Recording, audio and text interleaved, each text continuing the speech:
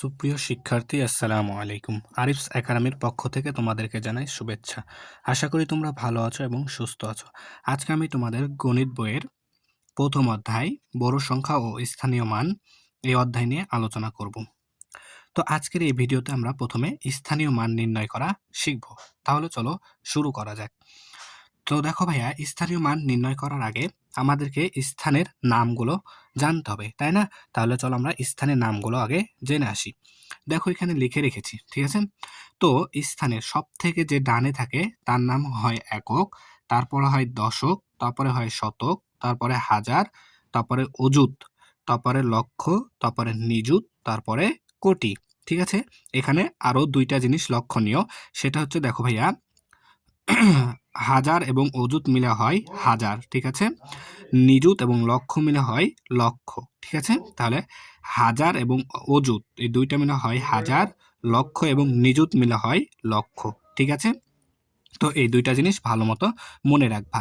তো চলো তাহলে আমি দেখো তোমাদের গণিত বইয়ের পৃষ্ঠা নং 5 এর 1 নম্বর একটা অঙ্ক তুলে রেখেছি যে এই সংখ্যাটির স্থানীয় মান নির্ণয় করতে হবে। তাহলে এই অঙ্কটা দিয়ে আজকে সমাধান শিখে নিব, ঠিক আছে? তো মনোযোগ দাও, খুব সহজে আমরা শিখবো, ঠিক আছে? তো দেখো ভাইয়া, এর স্থানীয় মান বের করব। তাহলে দেখো সব থেকে ডানে আছে 6, তাহলে 6 হচ্ছে কি আমাদের একক। তার আগে আমরা এভাবে সুন্দর সুন্দর করে আগে দাগ টেনে নেব সবগুলো, ঠিক আছে? প্রত্যেকটা অঙ্করই আমরা এভাবে দাগ টেনে নেব, ঠিক আছে? তো দেখো আমি আগে দাগটা টেনে নিই, ধাপে ধাপে আমরা অঙ্কগুলো সমাধান করব, ঠিক আছে? তোমরা প্রথমে এভাবে দাগ টেনে নিবা। আর এই দাগগুলো তোমরা যদি রোল দিয়ে স্কেল ধরে ধরে টানো তাহলে খুব ভালো হয়, ঠিক আছে? তো আমার দাগ টানা হয়ে গেল, তাই না?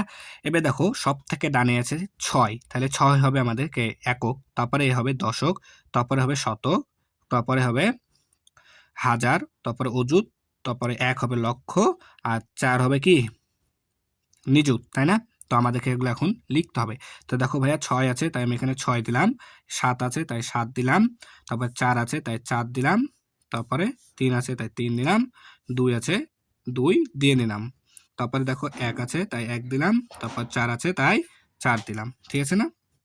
তাহলে 6 কি আমাদের একক, তাই আমরা এখানে এককটা লিখে নিলাম। তারপরে 7 ছিল আমাদের দশক, তাই আমরা দশক এখানে লিখব। তারপরে দশকের পর হয় শতক, তারপরে হয় হাজার, তারপরে হয় অযুত, তাই না? তারপরে হয় লক্ষ, লক্ষ, তারপরে হয় আমাদের নিযুত, ঠিক আছে? তাহলে এভাবে আমরা সমাধান করব। তো দেখো ভাইয়া, এখানে আমি বলেছিলাম যে অযুত এবং হাজার মিলে হয় হাজার, তাহলে দেখো এখানেও আছে অযুত এবং হাজার, তাহলে এই দুইটাকে আমরা এভাবে প্রকাশ করতে পারি যে তাহলে অযুত এবং হাজার মিলে হয় হাজার। তাহলে এখানে আমাদের অযুত এবং হাজার আছে, অযুতের ঘরে আছে 2 তাই আগে 2 বসবে, আর হাজারের ঘরে আছে 3 তাই পরে 2 এর পরে 3 বসবে, তাহলে 23,000। তাহলে অযুত আর হাজার মিলে হয় হাজার, তাহলে 23,000 বসবে, ঠিক আছে? বুঝতে পেরেছো আশা করি। তারপরে আরো একটা বলেছিলাম, দেখো যে নিযুত এবং লক্ষ মিলে হয় লক্ষ, নিযুত এবং লক্ষ মিলে হয় লক্ষ। তাহলে দেখো এখানেও নিযুত আছে লক্ষ আছে, তাহলে এটাকে আমরা এভাবে লিখতে পারি। তাহলে নিযুত আছে 4 তাই আগে 4 দিলাম, লক্ষের ঘরে আছে 1 তাই এখানে 1 লক্ষ দিলাম, আর বলেছিলাম যে নিযুত লক্ষ মিলে হয় লক্ষ, তাই আমরা এখানে লক্ষ লিখে নিলাম, তাই না? আশা করি বুঝতে পেরেছো। তারপরে দেখো এখন 6 একক অর্থাৎ 6 একক অর্থাৎ হবে আমাদের 6, ঠিক আছে না? তারপরে 7 দশক অর্থাৎ হবে 70, তারপরে 4 শতক অর্থাৎ হবে আমাদের কত 400, ঠিক আছে না? তারপরে দেখো ভাইয়া, এখানে জিনিসটাকে এভাবে দাগ দিতে হবে, তার কারণ এখানে দুইটা আছে কি অযুত এবং হাজার আছে, তাই না? তাহলে 3000 আছে, তাই না? 3000 আছে তাই 3000 দিলাম, তারপরে 2 অযুত আছে, তাহলে 2 অযুত হবে 2টা শূন্য, একক দশক শতক হাজার অযুত, অযুতের ঘরে 2 বসায় দিতে হবে, তাই না? এই ঘরগুলোকে আর একটু বড় করে টান দিয়ে দিতে হবে, ঠিক আছে? এবার দেখো ভাইয়া, এখানেও সেম ভাবে আমাদেরকে এটার মতো করে সেম ভাবে এখানে দাগ দিতে হবে। তো দেখো এখানে আছে 1,00,000, তাহলে একক, দশক, শতক, হাজার, অযুত, লক্ষ, লক্ষের ঘরে আছে 1, তাই আমরা 1 দিলাম। ঠিক আছে, এবার দেখো এখানে আছে 4 নিযুত, সেম ভাবে একক, দশক, শতক, হাজার, অযুত, লক্ষ, নিযুতের ঘরে আছে 4, তাই আমরা এখানে দিলাম নিযুত। ঠিক আছে, তাহলে আশা করি বুঝতে পেরেছো। তাহলে আমাদের স্থানীয় মান বের করা হয়ে গেল। তাহলে এই সংখ্যাটি কত? দেখো 41,23,476, তাই না? তাহলে আশা করি বুঝতে পেরেছো। এরপরে চলো আমরা 2 নাম্বার এবং 3 নাম্বারটাও সমাধান করব। হ্যাঁ, তো দেখো ভাই আমি এখানে 2 এবং 3 নাম্বারটা তুলে রেখেছি। ঠিক আছে, তো প্রথমে কাজটাও এখানে আগে করে রেখেছি যেন ভিডিওটা একটু ছোট হয়। তো দেখো প্রথমে আমরা এইভাবে দাগটা টেনে নেব প্রত্যেকটা ঘরে। ঠিক আছে না? তো আমি দাগ টেনে রেখেছি, তো তোমরা এটা টেনে নেবা। তো দেখো ভাইয়া একক, আচ্ছা এককের ঘরে আছে 5, 5 লিখে নিলাম, 3 আছে 3 লিখে নিলাম, 0 আছে তাই 0 লিখলাম, তারপরে আছে 1 তাই 1 লিখে দিলাম, তারপরে আছে 7 তাই এখানে 7 লিখলাম, তারপরে 8 আছে 8টা লিখে দিলাম, 6 আছে 6 এখানে লিখে দিলাম। এই কাজগুলো এখানে যা আছে এখানেও সেম ভাবে আমরা লিখে নিলাম। ঠিক আছে, তো দেখো প্রথমে হয় কি একক, তাহলে 5 একক, এককের পর হয় দশক, তারপরে হয় শতক, তাই না? শতক, তারপরে কি হাজার, তাহলে একক, দশক, শতক, হাজার, তারপরে অযুত, অযুত, তাই না? অযুত, তারপরে হয় লক্ষ, লক্ষ, তারপরে হয় আমাদের নিযুত, তাই না? তাহলে এটা আমাদের লেখা হয়ে গেল, তাই না? এবার আমাদের কাজ কি, যে যেগুলো হাজার আর অযুত মিলে 1,000 হয়, তাহলে ওগুলোকে আগে আলাদা করে নিতে হবে। তাহলে দেখো হাজার এবং অযুত আমাদের এখানে আছে, তাহলে হাজার এবং অযুত আছে, তাহলে অযুত এবং হাজার মিলে হয় আমাদের হাজার। তাহলে অযুত প্রথমে আছে 7 তাই 7 লিখলাম, আর হাজারে আছে 1 তাই 1 লিখলাম। তে অযুত এবং হাজার মিলে হয় আমাদের হাজার, তাই এখানে হাজারটা লিখে নিলাম। দেন তারপরে দেখো নিযুত এবং লক্ষ মিলে হয় লক্ষ, নিযুত এবং লক্ষ মিলে হয় লক্ষ, তাই আমরা এখানে সেম ভাবে লিখে দেবো। তাহলে নিযুত আছে 6 তাই 6 লিখলাম, আর লক্ষ আছে 8 তাই আমরা এখানে 8 লিখলাম। তাহলে নিযুত এবং লক্ষ মিলে হয় কি লক্ষ, তাই আমরা এখানে লক্ষটা লিখে নিলাম, তাই না? কাজ শেষ। এবার পরবর্তী কাজ হচ্ছে আমাদের কি, যে এভাবে টান দিয়ে সুন্দর করে 5 একক অর্থাৎ 5, 5 একক অর্থাৎ 5, তাই না? তারপরে 3 দশক, 3 দশক অর্থাৎ 30 একক, দশক, তারপরে দেখো শতক, একক, দশক, শতক। ঠিক আছে না? এখানে শতক দেখো ভাই এখানে একটা শূন্য দিলেও হতো, ঠিক আছে, 3টা দিলেও কোনো সমস্যা নাই, তাহলে আমাদের দেখতে একটু ভালো লাগবে, তাই আমি এখানে 3টা শূন্য দিলাম। তারপরে দেখো আছে ভাই আমাদের এখানে হাজার, তো এইভাবে এটা লিখতে হবে, তাই না? তাহলে এখানে দেখো এক কি আছে, হাজার আছে, শূন্য, একক, দশক, শতক, হাজারের ঘরে কত বসবে 1, তাই 1 বসাই দিলাম। ঠিক আছে না? এই ঘরগুলোকে সুন্দর করে একটু মিলাই দিবা।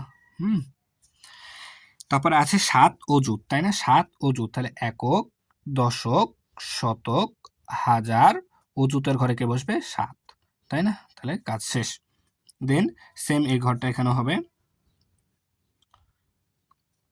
দেখো 8 লক্ষ আছে, 8 লক্ষ আছে, তাহলে একক, দশক, শতক, হাজার, অযুত, লক্ষ, লক্ষর ঘরে কত 8, তাই এখানে 8 দিলাম, তাই না?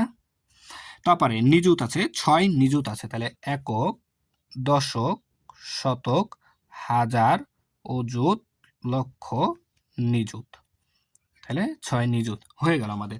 তাহলে এটারও আমাদের সমাধান করা হয়ে গেল। দেখো তাহলে 68,71,000 শূন্য শতক অর্থাৎ 68,71,053, তাই না?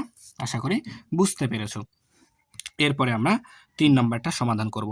চলো তাহলে 3 নাম্বারটা দেখো তুলে রেখেছি, সেম ভাবে করব। তাহলে 0 আছে এখানে শূন্যটা বসাই দেব, 2 আছে 2 বসাই দেব, 3 আছে 3 এখানে বসাই দেব, 9 আছে এখানে 9 বসাই দিলাম, তারপরে আবার 0 আছে এখানে 0 দিয়ে দিলাম, তারপরে 6 আছে 6 দিয়ে দিলাম, 5 আছে 5 দিয়ে দিলাম, তাই না? তো আমরা এবার কি লিখবো, প্রথমেরটা হয় একক, তাই একক দিলাম, তারপরেরটা হয় দশক, তাই দশকটা দিলাম, তারপরে হয় শতক, তাই শতক দিলাম, তাই না? একক, দশক, শতক, তারপরে হয় আমাদের হাজার, তাই হাজার দিলাম। তারপরে হয় অযুত, তাই অযুত দিলাম। তারপরে হয় তাহলে একক, দশক, শতক, হাজার, অযুত, লক্ষ, লক্ষ, তারপরে হয় আমাদের নিযুত, তাই না? তাহলে আমাদের এগুলাও লেখা হয়ে গেল। তাহলে এবার আমরা হাজার আর অযুতগুলোকে এক করব এবং লক্ষ এবং নিযুতগুলোকেও কি এক করব, তাই না? তো দেখো এখানে হাজার আর অযুতকে এক করে দিলাম। তাহলে আছে অযুত আছে ৯, অযুত আছে ০, তাই ০ লিখলাম প্রথমে। তারপরে হাজারে আছে ৯, তাই ৯ লিখলাম। ঠিক আছে? তাহলে এটা হলো ০৯ হাজার, হাজার অর্থাৎ ৯,০০০। বামের শূন্যের তো দাম নেই, তাই না? আর লক্ষ এবং নিযুতটাকে এক করতে হবে। তাহলে নিযুত এবং লক্ষ, তাহলে নিযুতে আছে প্রথমে ৫, তাই প্রথমে আমাকে ৫ লিখতে হবে। লক্ষে আছে ৬, তাই পরে ৬ লিখলাম। তাহলে নিযুত এবং লক্ষ মিলে হয় আমাদের লক্ষ, তাই আমরা এখানে লক্ষটা লিখে নিলাম, তাই না? এরপরে কাজ হলো আমাদের কি যে একক, শূন্য একক অর্থাৎ ০, তাই না? ০ একক অর্থাৎ ০, তারপরে ২ দশক, তাহলে ০, ২ একক, দশক। তারপরে আছে আমাদের শতক, তাহলে একক, দশক, শতকে আছে ৩, তাই ৩ দিলাম, ৩ শতক, তাই না? তারপরে দেখো আছে ৯ হাজার আছে, তাহলে একক, দশক, শতক, হাজার আছে ৯, তাই হাজারের ঘরে ৯ হলো, তাই না? দেখো ৯ হাজার হলো। তারপরে অযুত আছে ০, তাহলে একক, দশক, শতক, হাজার, অযুত। ঠিক আছে? তাহলে অযুতও আমাদের দেওয়া হয়ে গেল। তাই ভাইয়া এখানে দেখো ৪টা শূন্য আছে, ৪টা শূন্যর বদলে আমরা একটা শূন্যও দিতে পারি। ঠিক আছে? তারপরে আছে আমাদের দেখো এখানে ৬ লক্ষ আছে, তাহলে ৬ লক্ষ, তাহলে একক, দশক, শতক, হাজার, অযুত, লক্ষ। লক্ষের ঘরে কত হবে? ৬, তাই না? ৬ লক্ষ হবে। তারপরে আমাদের নিযুত আছে কত? নিযুত আছে ৫, তাহলে একক, দশক, শতক, হাজার, অযুত, লক্ষ, নিযুতের ঘরে কত হবে? ৫। ঠিক আছে? এই যে, তাহলে আমাদের সমাধান করা হয়ে গেল, তাই না? তাহলে এটা কত হলো? ৫৬,০৯,৩২০। ৫৬,০৯,৩২০, তাই না? তাহলে আশা করি তোমরা বুঝতে পেরেছো। তাহলে আজকে এই পর্যন্তই। ভিডিওটি ভালো লাগলে লাইক, কমেন্ট, শেয়ার করতে ভুলবে না। পরবর্তী ভিডিও সবার আগে পেতে আমাদের চ্যানেলটি সাবস্ক্রাইব করে রাখো। আল্লাহ হাফেজ। আসসালামু আলাইকুম ওয়া রাহমাতুল্লাহ।